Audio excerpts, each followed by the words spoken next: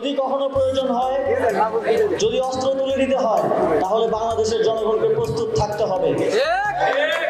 কারণ আমি যেমনটা বললাম, এখনো মুজিববাদ রয়ে গেছে, এখনো মুজিববাদের পক্ষের লোকেরা রয়ে গেছে। এখনো যখন আমরা মুজিবের ছবি সরাই, তখন আমাদেরকে বলা হয় মুজিবের ছবি সরানো উচিত হয় নাই। শেখ মুজিবুর রহমান বাংলাদেশের স্বাধীনতার জন্য, স্বাধীনতার ফাউন্ডিং ফাদারদের মধ্যে একজন, এই বিষয়ে কোনো সন্দেহ নেই। কিন্তু স্বাধীনতার পরবর্তীতে তার যে অবস্থান, সেটাকে আমরা ফ্যাসিস্ট বলে বিবেচনা করি। ফাউন্ডিং ফাদারদের মধ্যে তিনি আছেন, কিন্তু কোনোভাবে একক যে অবস্থান ইতিহাসের বিকৃতির মাধ্যমে করা হয়েছিল, সেটাকে আমরা সমর্থন করি না এবং করব না।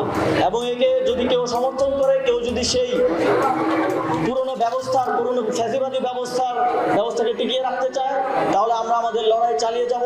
এবং আমরা মাওলানা ভাসানীর মতো বিশ্বাস করি, আমাদের এই লড়াই আমৃত্যু।